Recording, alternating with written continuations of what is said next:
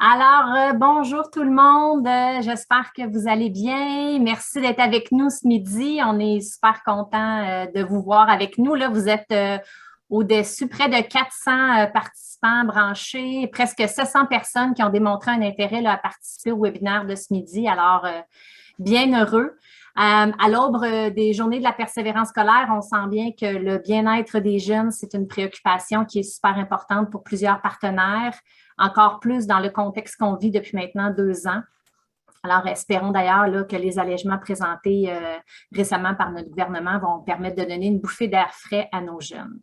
Alors, je suis Josiane Bergeron, coordonnatrice du projet partenaire pour la réussite éducative en Estrie. On est bien heureux là, de collaborer à l'organisation du webinaire de ce midi sur la présentation des résultats de l'enquête sur la santé psychologique des 12 à 25 ans.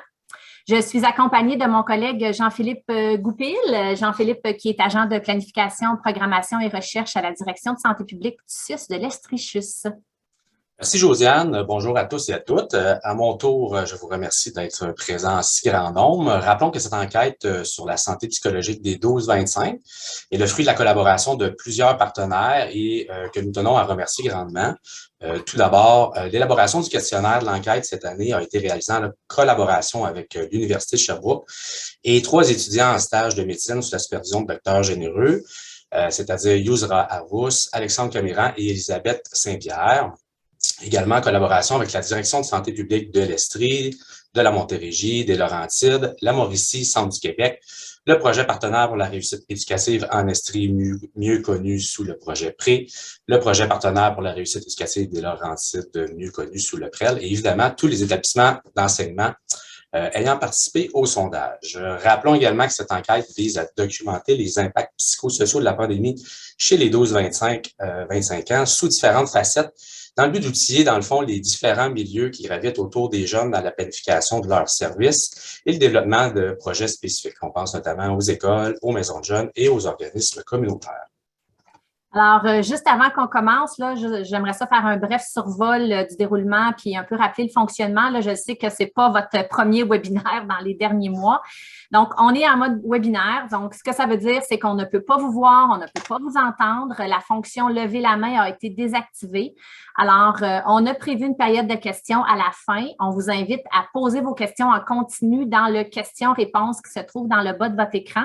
Notre collègue Hélène va se faire un plaisir là, de vous répondre au fur et à mesure pour certaines questions plus techniques et sinon, conserver les questions pour la fin là, afin de les adresser à la docteure Généreux. J'aimerais ça aussi préciser que le webinaire est enregistré, donc l'enregistrement ainsi que le PowerPoint vont vous être acheminés là, suite à la présentation de ce midi. Alors, ce que vous attendez avec impatience, j'inviterai maintenant la docteure Généreux à se joindre à nous.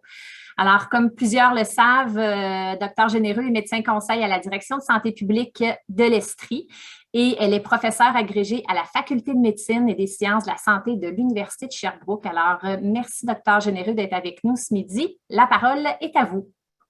Merci beaucoup. Je suis vraiment contente de voir qu'on est réunis en si grand nombre, mais je dirais aussi la qualité des gens qui sont là, la diversité, je trouve que ça montre à quel point, comme vous disiez, c'est important pour tous le bien-être des jeunes. Donc, je ne répéterai pas tout ce qui a été déjà dit par mes collègues, mais évidemment, on va parler de l'enquête, la fameuse enquête sur la santé psychologique des 12-25 ans.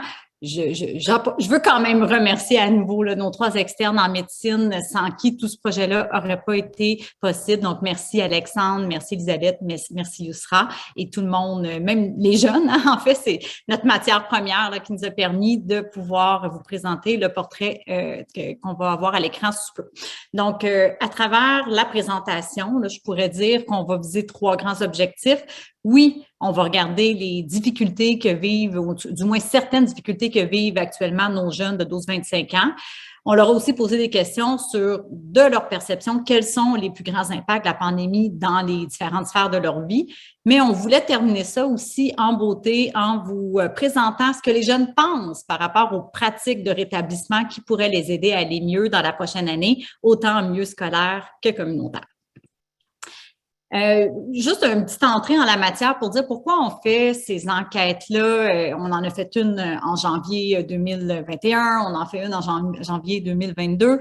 C'est qu'on a vraiment en tête cette courbe-là que plusieurs d'entre vous avez probablement déjà vue, qui vient caractériser comment une population en moyenne va répondre sur le plan psychologique à une crise. Et on sait très bien que c'est pas dans les premiers mois, premières semaines, premiers mois où les gens vont afficher le plus de détresse à l'échelle collective, du moins, mais c'est vraiment plus dans les 6 mois, 1 an, des fois, ça peut prendre plusieurs années suivant le début d'une crise pour qu'on voit les impacts psychosociaux que cette crise-là a pu causer chez la population en question qui a été exposée. Donc, c'est vraiment dans cette logique-là qu'on se disait qu'1 an après le début de la crise, 2 ans après le début de la pandémie, on posait l'hypothèse que les enjeux psychologiques allaient encore définitivement être là, d'autant plus que dans le contexte de la pandémie, on ne parle pas d'une crise aiguë, mais bien d'une crise qui s'étire dans le temps, ce qui fait en sorte que tout le monde est à même de reconnaître là, que c'est encore très difficile aujourd'hui, malgré les annonces de déconfinement. On n'a pas eu une année, on va dire 2021, si rose que ça. Donc, pour mettre un peu aussi dans le contexte de l'enquête, on a la chance, comme je vous dis, d'avoir une belle alliance entre l'Université de Sherbrooke et la Direction de santé publique de l'Estrie. Donc, pour ma part, là, comme professeur médecin, j'accueille à tous les mois de janvier un groupe d'externes, toujours un groupe différent. Donc, en 2020, 2021 et 2022, à chaque fois, j'ai eu un groupe différent. Et ça fait 3 années maintenant que la tradition, on peut presque parler d'une tradition, s'est installée. Je leur fais toujours travailler sur une enquête sur la santé et le bien-être des jeunes au secondaire et au cégep universitaire, et évidemment aussi dans les écoles d'éducation aux adultes ou les centres professionnels. Donc, en janvier 2021, c'était un peu plus modeste. C'était seulement en Estrie et seulement dans les écoles secondaires de l'Estrie. En janvier 2021, dans le contexte de la pandémie, on a choisi d'y aller avec 2 régions. Donc, on a élargi à Mauricie, centre du Québec, également à l'Estrie, et on a élargi aux 12-25 ans. Donc, on a ajouté le spectre des écoles post-secondaires.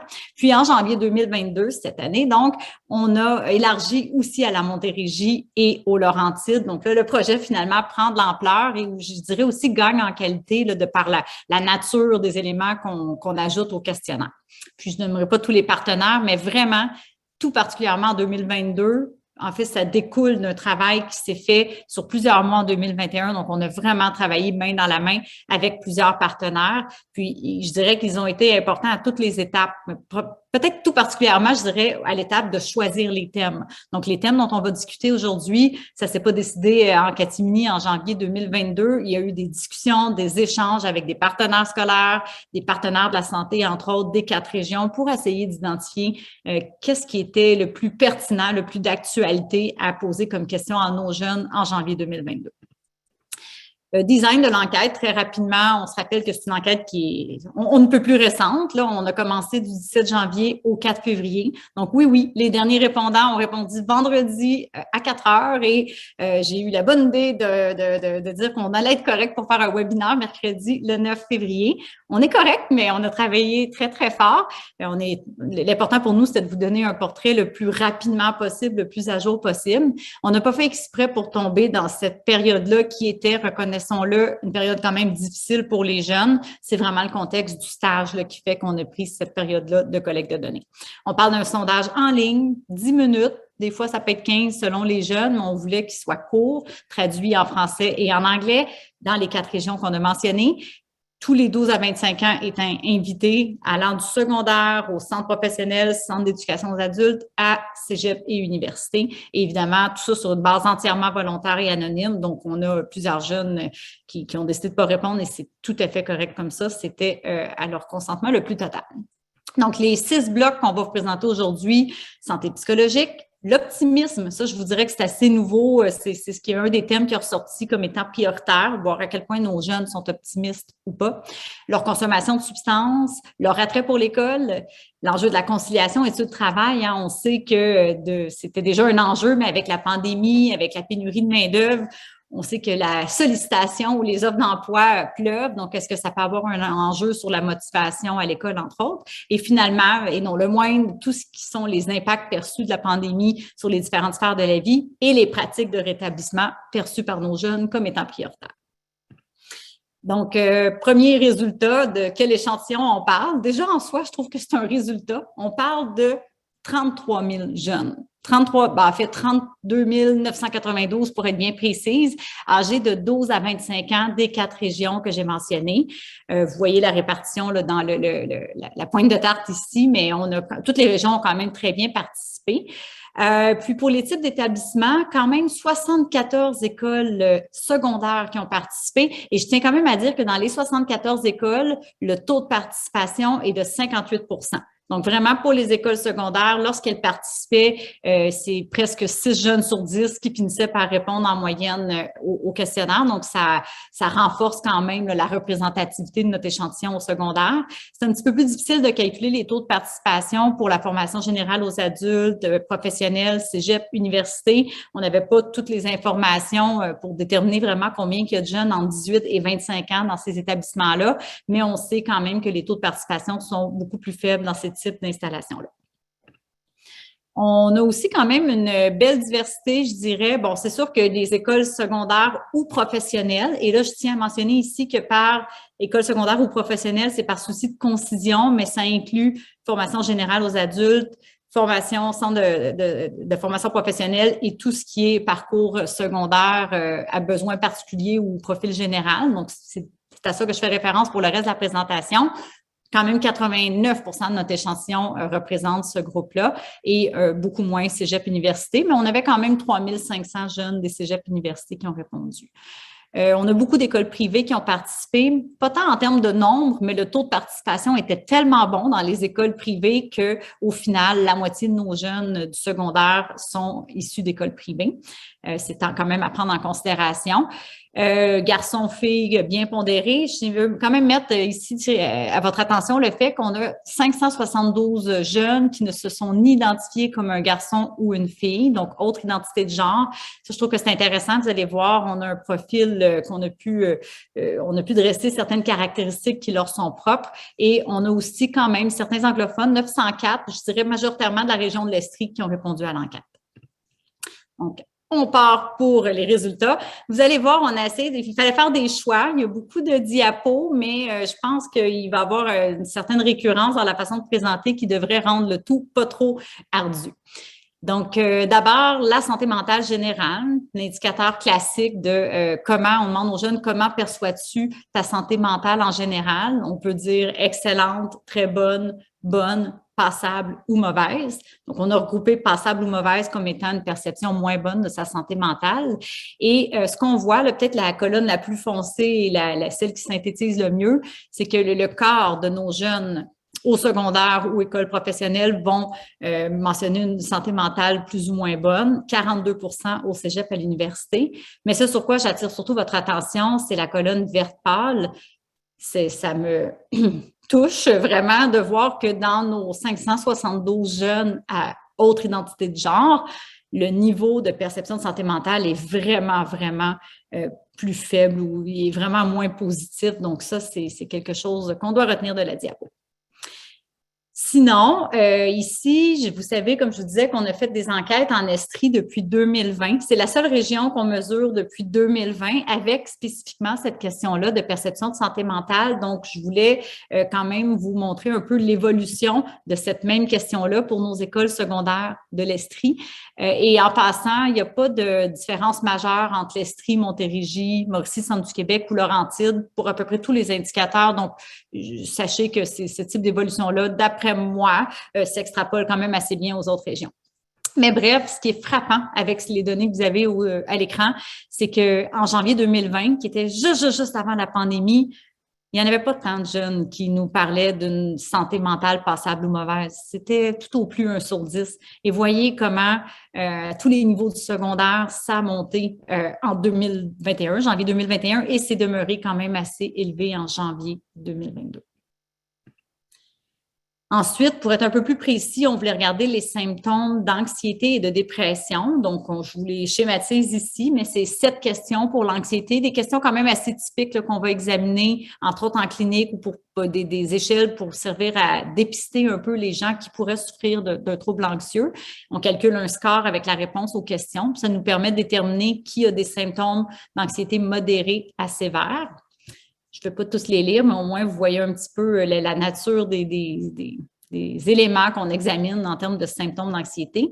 Et on a fait la même chose pour la dépression. Donc, cette fois-ci, c'est une échelle avec 9 questions qui permet de déterminer qui présente des symptômes modérés à sévères de dépression majeure.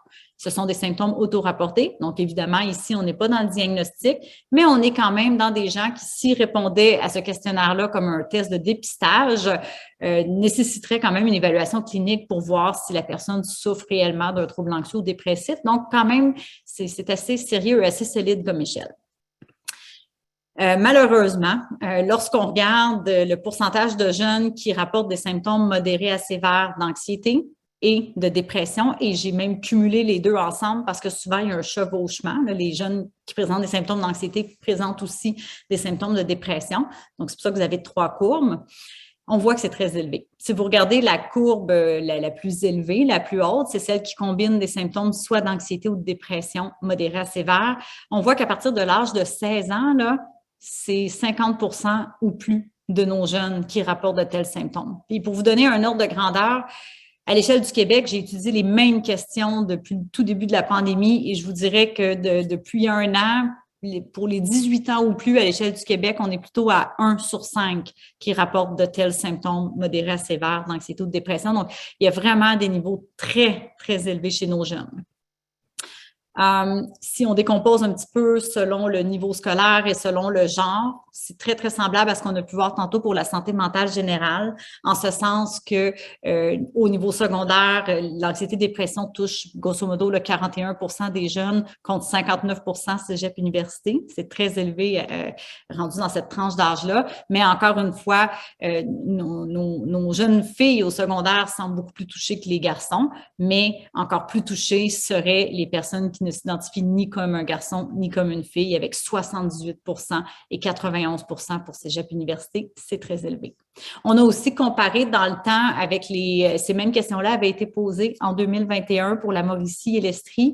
Je vous montrerai pas aujourd'hui les données là, par souci de concision. Je l'ai mis en supplément à la fin du PowerPoint, donc vous y aurez accès par la suite. Mais sachez là, qu'en termes de comparaison, il y a une légère amélioration parce que l'année passée aussi, le tableau n'était pas rose du tout. L'année passée aussi, on était à peu près dans les mêmes pourcentages, même un tout petit peu plus élevés. Mais est-ce qu'on peut vraiment se réjouir lorsqu'on a des chiffres aussi élevés aujourd'hui? Et là où est-ce que moi, je suis le plus inquiète, c'est la question des idées noires.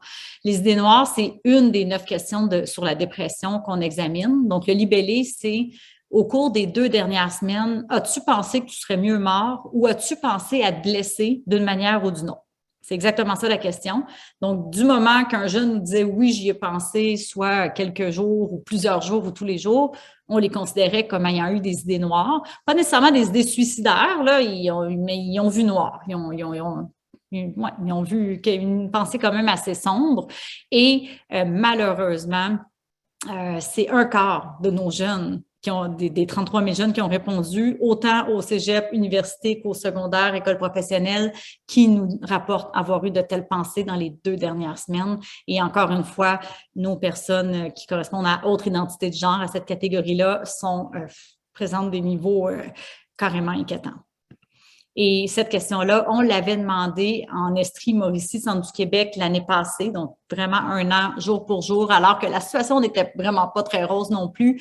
Et pour cet indicateur-là, où je vois une préoccupation, c'est qu'on voit qu'il y a une dégradation, donc, ou une augmentation du pourcentage de jeunes qui rapportent avoir eu des idées noires au fil du temps pour les régions de l'Estrie, Mauricie, Centre du Québec, quand je les compare entre elles. Donc, et ça, c'est vrai surtout vers le 2e cycle du secondaire au cégep, grande augmentation inquiétante, tandis qu'à l'université, on a quand même une certaine stabilité.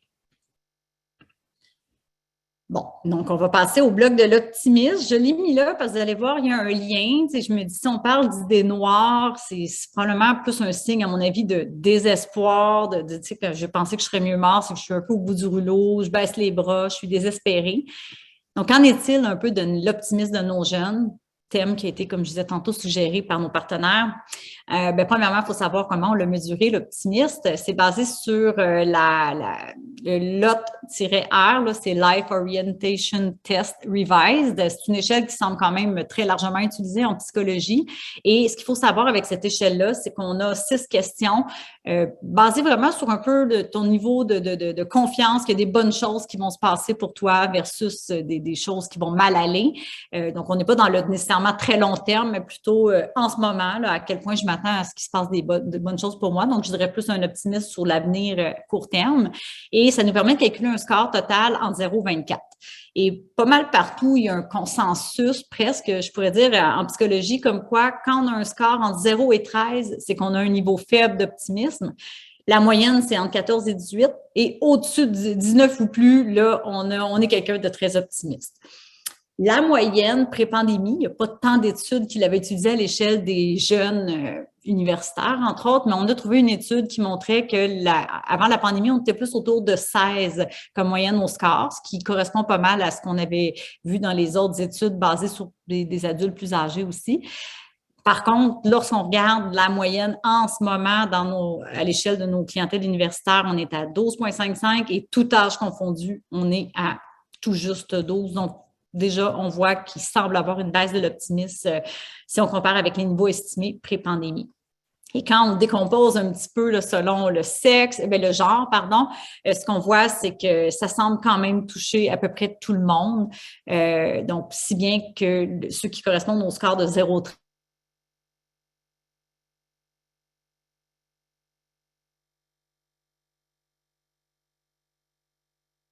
même un jeune sur 3 qui a maintenu un niveau d'optimisme soit moyen ou élevé. Là, je pense qu'il ne faut pas le perdre de vue. Et je réitère qu'on ne parle pas de la vision du lointain futur, mais plutôt de la vision actuelle de l'avenir plus court terme.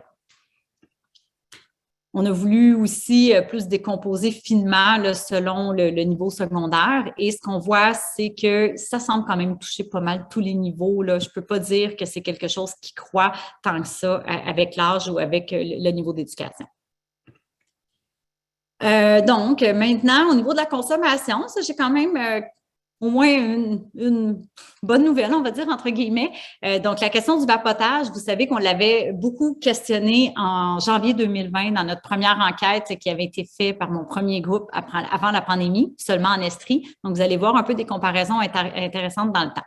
Mais d'abord, si on regarde pour l'ensemble de nos 33 000 jeunes, si on leur pose la question là, à quelle fréquence tu as vapoté dans les 30 derniers jours, ceux qui disent l'avoir fait au moins une fois, on parle d'à peu près un jeune sur 5. Donc, 18 %, c'est autant vrai au secondaire, école professionnelle que études supérieures.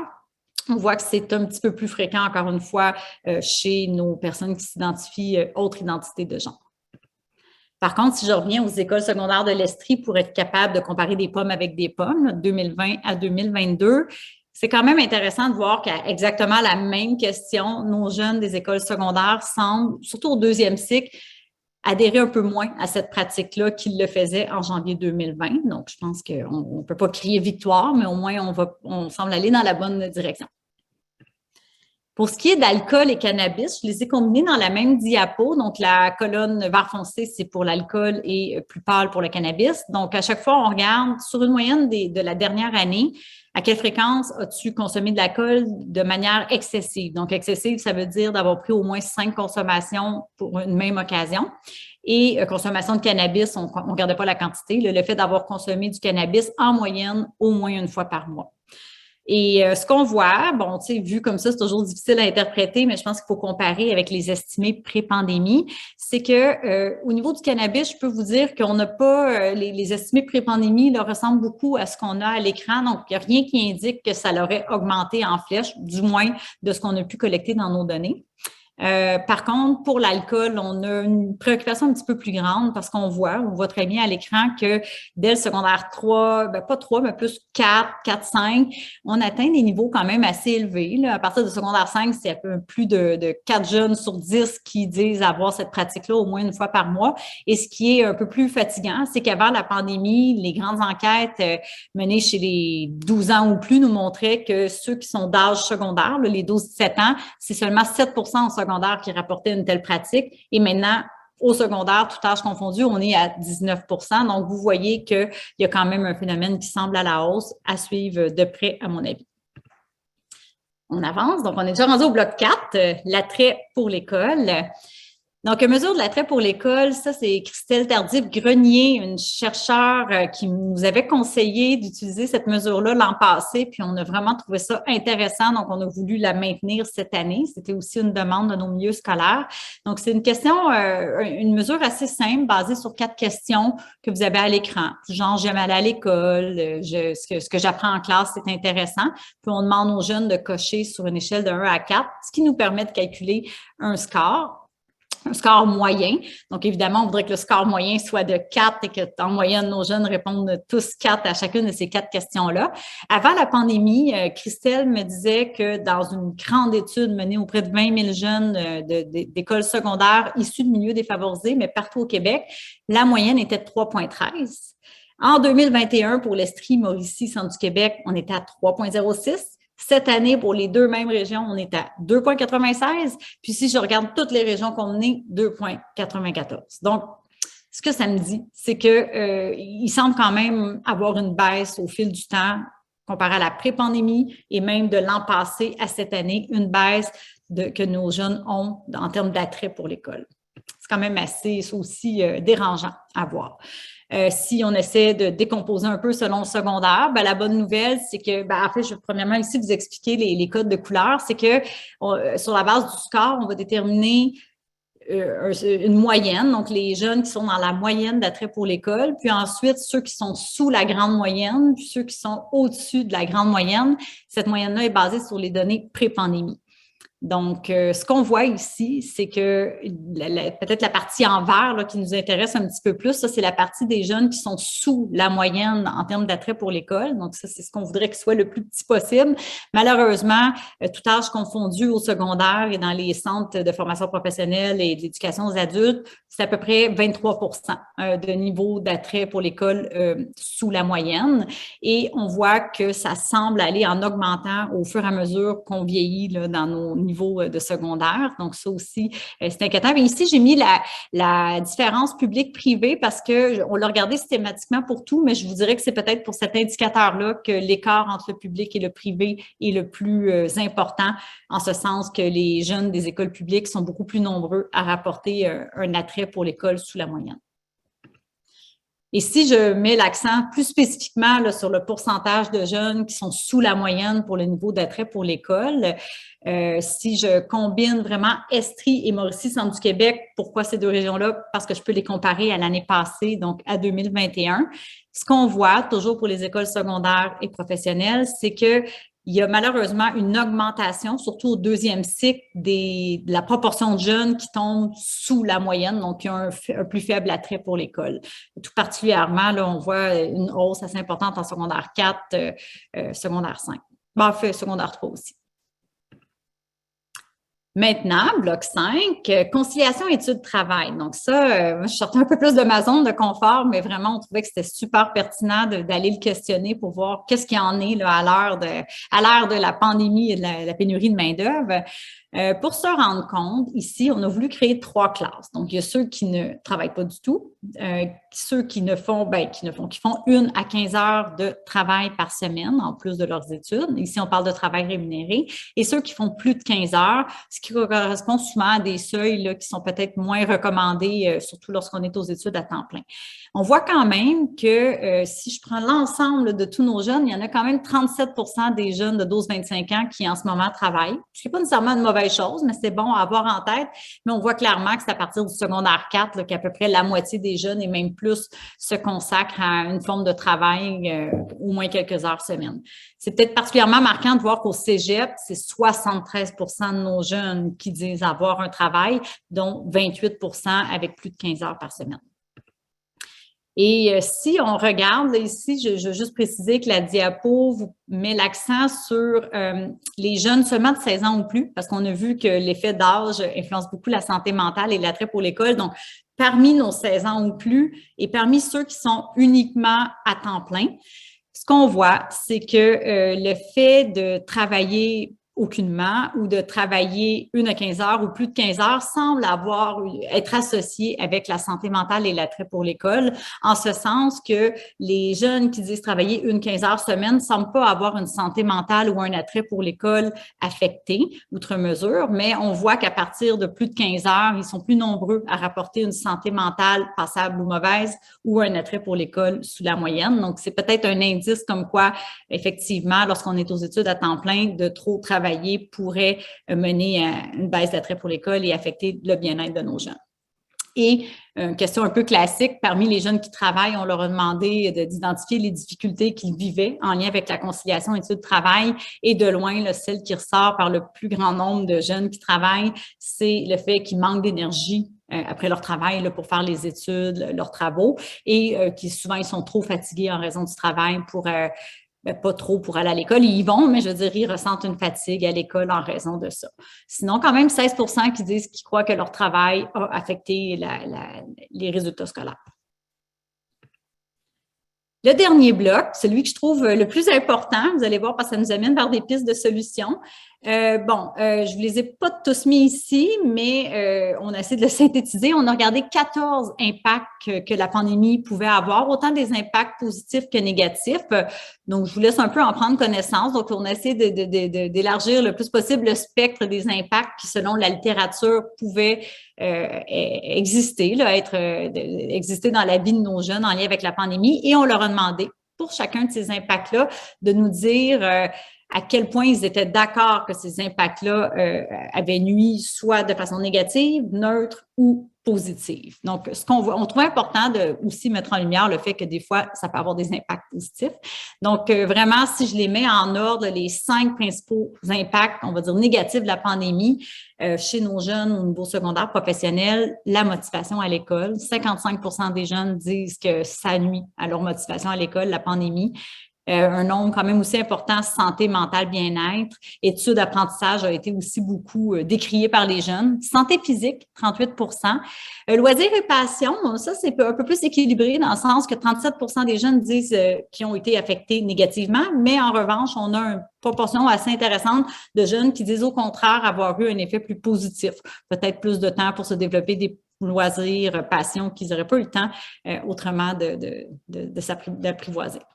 Ici, maintenant, on va plus du côté cégep, université. Ce qu'on voit, c'est que c'est un peu les mêmes types d'impacts qui ressortent comme étant les plus souvent nommés par nos jeunes, mais on voit qu'ils sont nommés par des plus fortes proportions et qu'on parle surtout ici d'impacts négatifs et très peu d'impacts positifs. Donc, on voit quand même un pattern un petit peu différent.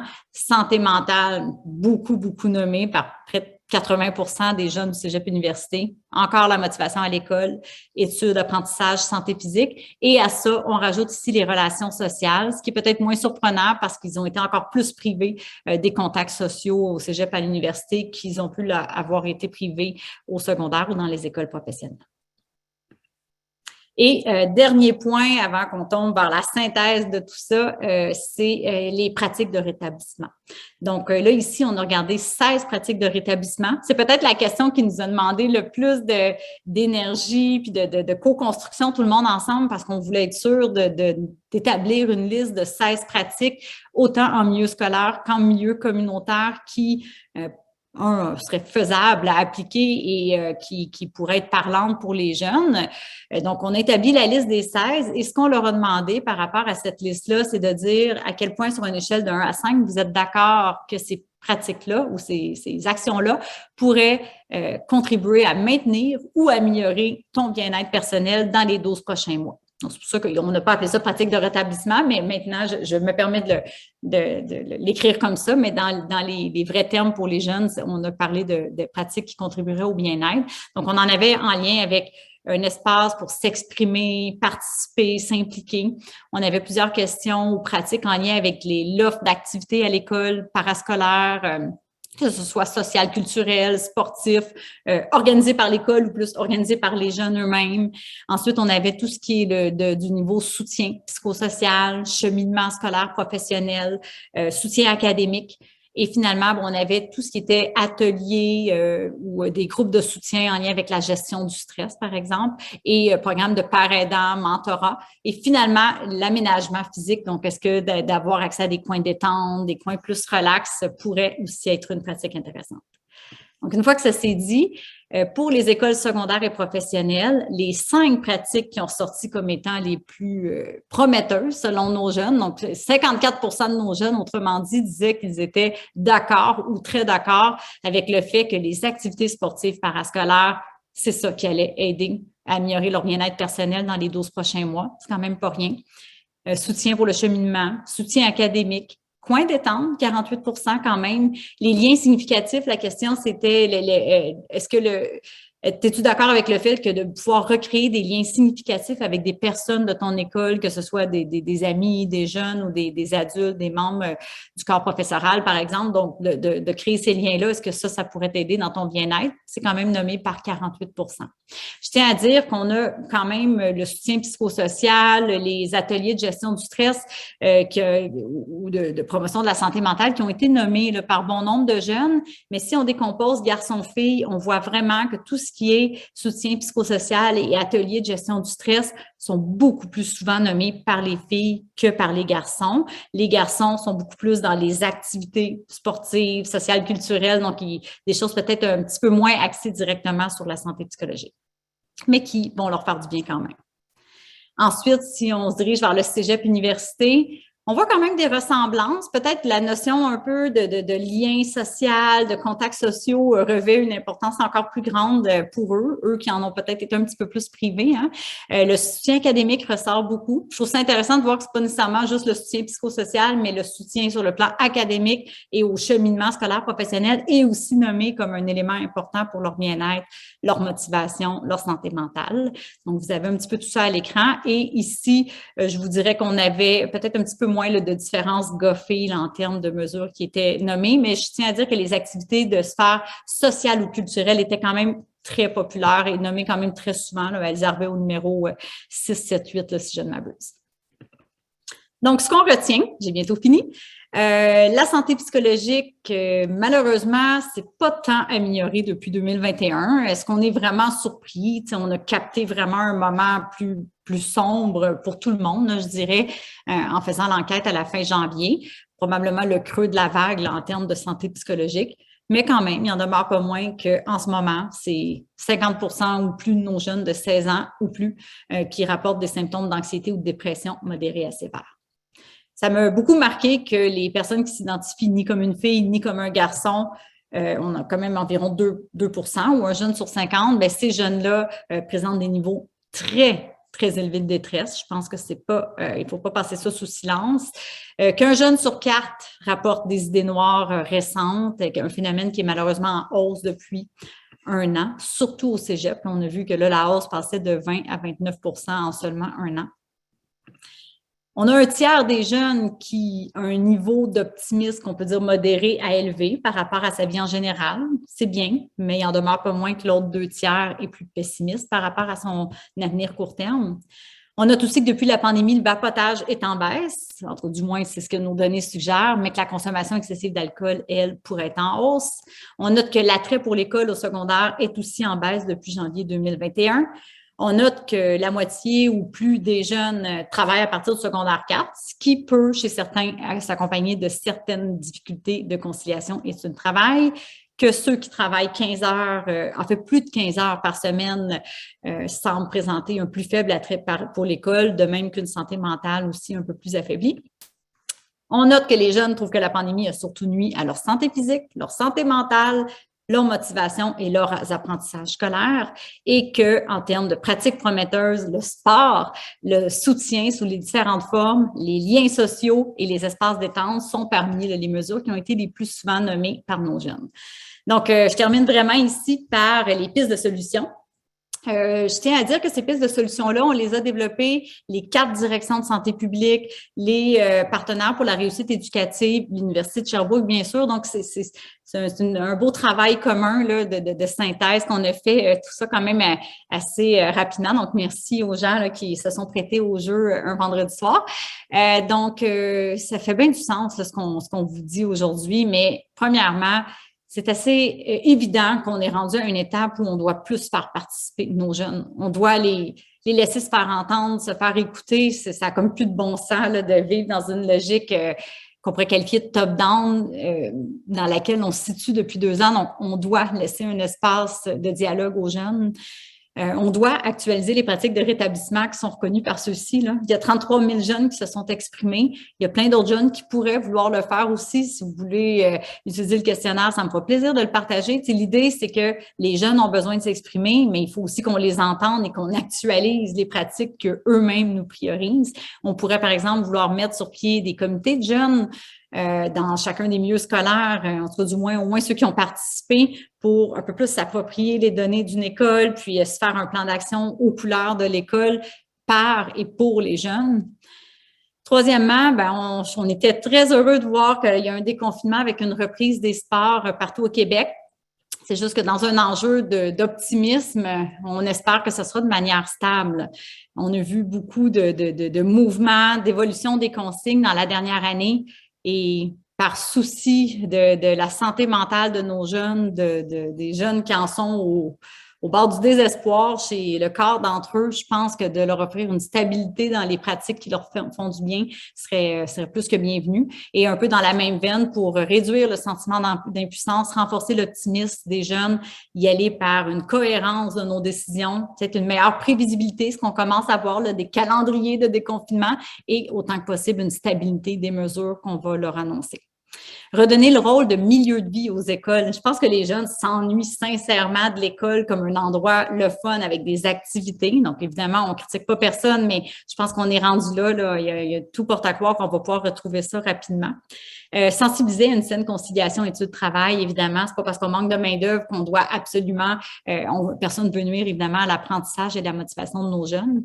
On veut élargir l'offre de services en lien avec, quand je dis élargir l'offre de services, c'est par nos partenaires, entre autres communautaires. Il y a de l'aide aux devoirs, services de tutorat, de l'accompagnement au cheminement scolaire professionnel. Je pense aux maisons des jeunes, je pense au Carrefour Jeunesse Emploi pour ne nommer que ceux-ci. Donc, cet arrimage-là existe déjà, bien évidemment, mais l'élargir encore plus, ou en tout cas, du moins, être mis au fait là, à quel point les jeunes trouvent que c'est important pour eux, pour leur bien-être immédiat. Soutenir les parents à faire face à la détresse, c'est vraiment un enjeu. Les parents eux-mêmes sont tabous. Je suis moi-même parent, je vous le confirme, c'est difficile l'année 2020-2021. Est-ce qu'on a vraiment toutes les compétences, les habiletés pour être capable d'ouvrir le dialogue avec notre jeune, dire « Toi, tu fais-tu partie du 1 sur 4? » C'est difficile à avoir cette discussion-là, puis on doit être habilité à le faire, on doit se sentir à l'aise, on doit être capable de poser des bonnes questions, de savoir comment orienter vers les bonnes ressources. On a perdu beaucoup les assemblées de cuisine, les discussions de corridor depuis 2 ans, où est-ce qu'on pouvait jaser de nos préoccupations qu'on a avec nos jeunes, avec nos collègues par rapport à nos jeunes. Donc, il y a cet isolement-là, je pense, des parents qu'on doit briser, des groupes d'échange, de discussion, de partage, par exemple. On doit prêter attention aux jeunes à plus haut risque. Je parle entre autres de ceux avec autre identité de genre, de nos jeunes qui sont en transition de secondaire cégep, par exemple. On doit favoriser le développement d'un super beau programme hors piste là, qui est développé par le Centre RBC en expertise santé mentale de l'Université de Sherbrooke qui vise à renforcer des compétences personnelles de nos jeunes pour mieux faire face au stress et réduire les risques d'anxiété.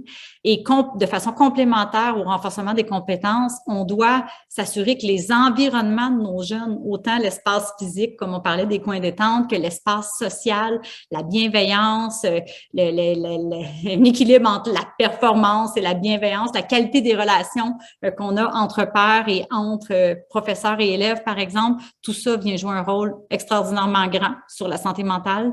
Et finalement, on a des belles équipes en santé mentale qui arrivent en promotion de la santé mentale dans les différents milieux scolaires partout au Québec, des belles annonces en ce sens-là. Donc, on doit déployer des actions de promotion. partout en misant sur ces belles ressources-là et en cohérence, en complémentarité avec tout ce qui se fait déjà sur le territoire. Donc, vraiment, ma dernière diapo pour vous dire que moi, je retiens qu'on a une portion de jeunes qui a quand même été protégée des impacts. Il ne faut pas retenir que tout est noir, mais qu'il faut être réaliste. Plusieurs en ont été grandement affectés. Moi, je retiens aussi que nos jeunes se sont exprimés massivement à travers cette enquête-là. On ne leur a pas tordu un bras, donc je pense qu'ils avaient besoin de s'exprimer. On doit maintenant les écouter. On ne peut pas juste prendre acte et ne pas agir et que des actions sont nécessaires à tous les paliers, du gouvernement aux écoles, sans évidemment oublier les familles et les communautés. Donc, merci beaucoup de votre attention. Je pense qu'on a une quinzaine de minutes. Là, je vais laisser mes collègues reprendre l'animation rendue à ce stade-ci. Merci, Dr. Généreux, pour cette présentation fort intéressante. J'inviterai maintenant, on va passer à la période de questions. On a quelques minutes devant nous. J'inviterai ma collègue Hélène à prendre certaines questions, si nous en avons. Je crois que nous en avons quelques-unes. Et à les rapporter à Mélissa. Hélène. Oui, merci Jean-Philippe. Donc, il y a quelques questions. Je vais essayer de regrouper par catégorie. Donc, la première concernant un peu les écoles publiques et privées. Les gens se demandaient si la proportion de 50-50 est un peu proportionnelle à ce qui se vivait dans la réalité. Puis, est-ce qu'on avait considéré l'impact que ça pouvait avoir d'être au privé ou au public? Non, je pense pas que la moitié des jeunes dans la vraie vie sont 50% au privé. Là, c'est pour ça que je voulais vraiment le mettre de l'avant.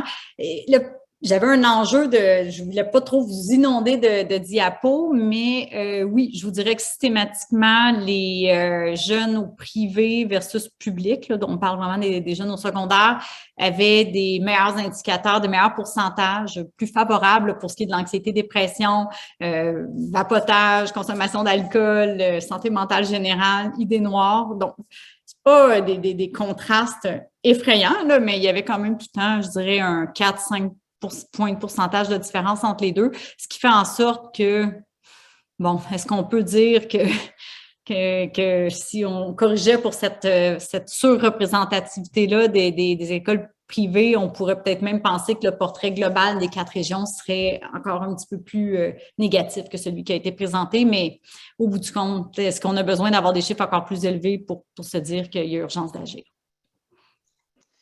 Merci, Mélissa. Il y a d'autres questions qui étaient en lien. Là. Ça a été un petit peu répondu par la suite, mais je vais y revenir pour clarifier. Sur le soutien pour le cheminement et le soutien académique, c'est quoi la différence entre les deux? Puis des exemples peut-être de formes de soutien au cheminement. Ah oui, OK. En fait, dans le soutien au cheminement, ce qu'on disait, c'était vraiment soutien au cheminement scolaire ou professionnel. Donc, ça peut embrasser large, mais des conseillers en orientation, par exemple, c'était plus pour le milieu scolaire. Mais si on extrapole ça à l'échelle communautaire, ce serait, par exemple, des services qu'on pourrait offrir pas de mentorat, mais d'accompagnement dans les carrefours jeunesse-emploi, par exemple, là, ce genre d'approche-là. Alors que pour le soutien académique, ce serait vraiment de l'aide aux devoirs, du tutorat vraiment axé sur la performance scolaire, sur les résultats scolaires. Donc, la différence entre les deux était vraiment à ce niveau-là. Merci. Puis, il y a aussi une question sur, il y a des gens qui se demandent, bon, le fait dans 4 régions, à quel point ça peut être représentatif de ce qui se passe à travers le Québec? C'est sûr que c'est pour ça que moi je mentionne vraiment que c'est 4 régions. C'est sûr que Laurentides, Montérégie, Mauricie, Centre du Québec et l'Estrie, tu sais, géographiquement, c'est quand même, on n'est pas tous dans le même coin. On a une belle mixité de rural, urbain. Mais effectivement, Montréal n'est pas là. Donc ça, je pense que c'est peut-être le plus gros bémol dans le sens que j'ai aucune idée. Est-ce qu'à Montréal, le tableau serait beaucoup plus sombre? Je dis j'ai aucune idée. Oui et non, dans le sens que si je me fie sur nos enquêtes qu'on a menées chez les 18 ans ou plus depuis déjà plusieurs mois au Québec, d'autres enquêtes là, que je mène, c'est vrai que la santé psychologique de nos 18 ans ou plus est systématiquement plus... pas sombre, là, mais moins favorable chez la population de Montréal. Donc, est-ce qu'on peut penser que c'est aussi le cas là, pour les jeunes secondaires ou les jeunes élèves étudiants là, qui auraient répondu à l'enquête? Effectivement. En contrepartie, il y a aussi tout le poids peut-être des jeunes des régions plus éloignées qui ne sont pas aussi représentés. Donc, ça représente ce que ça représente, là, puis j'oserais pas nécessairement prétendre que la statistique qu'on a sous les yeux, c'est exactement celle qu'on aurait à l'échelle de tout le Québec. Bon point. Merci encore une fois pour la belle précision. Il y a aussi des gens qui se demandaient en fait, est-ce que ce serait possible ou est-ce que ça a été testé d'avoir les résultats pour la formation professionnelle dissociée du secondaire? Il y a des gens qui se demandaient si c'était la même situation au niveau de la formation professionnelle. Oui, très bonne question. Puis c'est bon parce que je voulais le mentionner. Puis bon, dans le feu de l'action, je suis passée plus vite là-dessus. Ça va être fait. En fait, c'est que, comme je dis, j'ai reçu la base de données vendredi soir, puis passé beaucoup de temps à tout sortir ça. Et je vous épargne les détails méthodologiques, mais il va falloir une manipulation plus un petit tour de roue là, pour être capable de vraiment, si on veut, mettre tout ensemble les jeunes qui sont dans des centres de formation générale aux adultes ou formation professionnelle, puis en faire, si on veut, une catégorie à part. Tu sais, je ne pouvais pas facilement le faire. Là, ça va me demander une petite gymnastique de plus, mais il faut vraiment se dire qu'aujourd'hui, là, c'est le lancement. On s'est engagé à le faire rapidement parce que je pense que c'est important que rapidement tout le monde reparte avec un premier début de la vérité, là, de ce qu'on sait. Mais oui, définitivement que la prochaine étape, on va recreuser ça, le portrait de comparer nos clientèles anglophones, francophones aussi, ça va être fait. Donc, il y a plusieurs éléments qui s'en viennent. Puis évidemment, pour chaque région aussi, la base de données va être remise. Donc, chaque direction de santé publique va pouvoir en faire une exploration un petit peu plus propre à sa région. Donc, ce n'est que le début, soyez sans crainte, puis je leur tiens, là, je pose l'hypothèse que le portrait va être peut-être moins rose au niveau des centres de formation professionnelle et générale aux adultes, mais l'histoire nous le confirmera plus tard. Merci, ça a répondu à plusieurs questions en même temps, cette réponse-là sur est-ce qu'on va avoir des données par région, tout ça. Donc, merci de la précision. Il y a aussi des gens qui se demandaient est-ce qu'il y aura des disparités versus les appartenances culturelles minoritaires? Est-ce qu'on a posé ces questions? Ouais, non, malheureusement, on ne l'a pas posé. Vous me faites réaliser qu'on a toujours le souci de rendre le questionnaire très court parce que sinon, les écoles sont moins enclines à vouloir le faire passer pendant les heures de cours, là, ce qui maximise notre taux de participation. Mais je suis assez d'accord avec le fait qu'on a posé. La langue, on la pose pas, c'est juste le questionnaire, il est soit passé en anglais ou en français, fait que d'office, ça nous fait une variable français-anglais, là, c'est toujours ça, mais on n'a pas de questions sur statut d'immigration, par exemple, et je pense que ça pourrait être franchement intéressant. Autre identité de genre, c'est la question classique du genre. On a juste ajouté ce choix-là. Donc, ça, on a vu qu'avec des grandes tailles d'échantillons, même des groupes qui classiquement sont moins représentés, puis sont souvent en trop petit nombre dans les enquêtes pour qu'on puisse dresser leur profil. Je trouve que oui, à 33 000 participants, ça permet là, de mettre en lumière la réalité de groupes qui sont peut-être moins nombreux, mais qui méritent quand même qu'on s'intéresse à leur réalité. Fait que je le retiens pour la prochaine fois. Super, merci. Puis, il y a une autre question qui demande un peu les solutions qu'on a proposées. Combien de temps on doit se donner pour les mettre en place? Qu'est-ce qui serait réaliste en considérant la situation, ce que les données nous disent? Bien, moi, j'aurais tendance à dire qu'il faut battre le fer pendant qu'il est chaud. Donc, dans le sens que le pouvoir d'avoir ce type de données-là, c'est que ça a un pouvoir de mobilisation. Il ne faut surtout pas partir de ça en se disant, mon Dieu, ça va pas bien, puis être démobilisé. Il faut plutôt se dire, ben, regarde, on est peut-être au creux de la vague. Nous, ce qu'on veut, c'est la remontée, cette vague-là. Évidemment, on ne parle pas de vague COVID, mais de bien-être. Donc, qu'est-ce qu'on veut faire ensemble? Tu sais, je vous épargne les détails, mais on a travaillé dans d'autres crises aussi dans le passé. Puis, ce type de données-là peuvent être très, très, très mobilisantes si on part de ça comme un état des lieux, puis on agit ensuite dans une approche beaucoup plus positive pour dire, bon, quelles sont les ressources en place chez nous? Quelles sont nos forces? Comment on se voit, nous, notre école, d'ici 2 ans, par exemple? Qu'est-ce qu'on peut mettre en place? Donc, les cerveaux vont s'échauffer, l'intelligence collective, le jello va pogner, comme j'aime bien dire. Donc, moi, je pense qu'il faut le faire plus tôt que tard parce qu'un rétablissement, attendons pas que le virus disparaisse de la planète là, pour commencer à agir. Tu sais, à mon avis, il est déjà tard là, pour y penser, mais mieux vaut le faire maintenant que d'attendre, par exemple, à l'automne prochain. Là. Moi, je pense qu'il faudrait le faire de maintenant. Et peut-être je rajouterais, tu sais, il y a une citation que j'aime beaucoup, je ne me rappelle plus trop qui a dit ça, mais on est beaucoup conditionné à vouloir bien faire les choses. Tu sais, c'est un puissant moteur de bien faire les choses, mais pourquoi on n'essaye pas juste de faire le bien? C'est un moteur encore plus puissant. Donc, de se mettre en mode de vouloir faire le bien, ça veut dire qu'on peut commencer à mettre un comité, impliquer les jeunes. c'est pas obligé que le plan d'action soit tout élaboré, mis en œuvre avec des résultats à l'appui. Pour moi, là, le résultat, c'est d'avoir montré aux jeunes qu'on s'intéresse à eux, qu'on se met en action, qu'on met en place un processus participatif. Puis déjà ça, pour moi, c'est faire du bien plutôt que de bien faire les choses. Vous comprenez? Donc, espérons pas d'avoir tout ça tout canné de manière à ce qu'en juin, notre plan soit exécuté et que la santé psychologique se soit par magie améliorée, mais mettons-nous dès maintenant en action avec les jeunes. Merci beaucoup. Peut-être, je sais pas, à peu près une question qu'on a encore le temps, mais je trouve ça intéressant pour les suites de l'enquête. Est-ce qu'il y a des choses de prévues pour les prochaines années? Est-ce qu'on aura envie de l'élargir à d'autres régions? Moi, écoute, là, c'est sûr, vous ne me posez pas ça une bonne journée, dans le sens, je suis un peu épuisée. Pour vrai, là, ça a été, je sais que la prochaine fois, je vais me donner plus que 5 jours. J'ai trouvé ça presque inhumain de faire ça, là. J'ai pas bien fait attention à mon bien-être à moi. Non, mais en me disant, c'était avec la fin de semaine, ça, c'était spécial. C'est ça, c'était un peu trop ambitieux. Mais ce que je veux dire par là, c'est que dans une semaine ou deux, là, quand j'aurai retrouvé l'énergie, oui, je vous dirais que ça serait dans les plans de pouvoir y aller avec une enquête.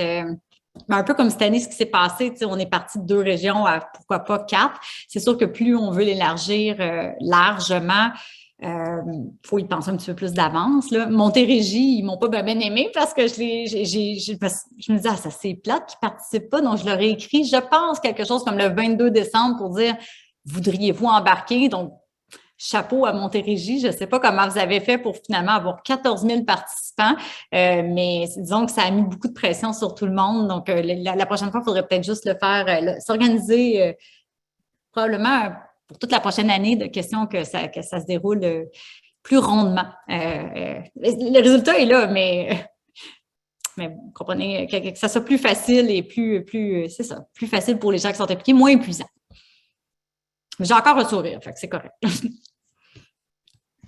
Je me permets une dernière petite question parce qu'on a parlé tantôt peut-être de donner accès au questionnaire ou ces choses-là. On a déjà mentionné aux participants qu'il y aurait accès à la présentation, au PowerPoint, tout ça. Pour le questionnaire, est-ce qu'ils doivent faire un autre type de demande? Non, ben c'est ça, je vous m'aimerais pas, mais je peux partager un questionnaire, je le donnerai là, à Hélène et Josiane qui pourront le repartager aux gens. C'est juste que le format qu'on a du questionnaire, c'est la plateforme Lime Survey, dans le fond, qui nous a extrait le questionnaire en mode PDF. C'est juste qu'il est pas bien beau, là, mais toutes les questions sont là. Donc, on pourra vous le partager. C'est juste qu'il est pas convivial là, pour faire un mode copier-coller si vous vouliez le répliquer. Là. Donc, si jamais c'est ça le besoin, je pourrais toujours essayer de voir avec mon groupe d'étudiants s'ils peuvent pas me donner le format original en format Word, par exemple, parce que là, c'est ça, le format PDF, j'ai assez de copier-coller, puis il n'est pas très, très convivial. Eh bien, merci beaucoup, docteur Généreux. Là, je pense que ça a été un midi vraiment intéressant. Là, les commentaires continuent dans l'onglet discussion. Là, les partenaires ont été nombreux à se brancher. On s'excuse aussi, là, il y a eu un petit enjeu de branchement tantôt. On apprend encore des choses tous les jours sur les plateformes Zoom. Mais je sais là, que plusieurs d'entre vous, vous êtes branchés avec quelques minutes de retard. Sachez que, comme on a dit d'emblée, le webinaire a été enregistré là, dans sa totalité. Alors, vous aurez accès aux premières parties là, que vous avez peut-être manquées au début. On va aussi vous transmettre là, le PowerPoint et on va regarder aussi avec la docteur Généreux là, pour transmettre le questionnaire.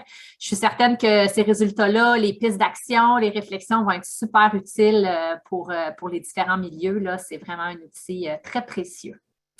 À court terme, là, si jamais vous cherchez les faits saillants, là, ils ont été publiés officiellement sur le site de l'Université de Sherbrooke, docteur Généreux, ce matin. Oui, c'est vraiment facile. Si vous allez à U2S, à la page d'accueil, en ce moment, c'est comme l'actualité en gros, donc vous ne devriez pas trop chercher longtemps. Donc, en attendant de recevoir le PowerPoint là, dans votre boîte courriel, ça peut être une façon d'avoir accès là, aux faits saillants. Alors, voilà. Donc, sur ce, ben, on vous souhaite un bel après-midi, sous le soleil. En tout cas, ici en Estrie, il fait soleil. Et puis, au plaisir là, de vous revoir dans d'autres événements.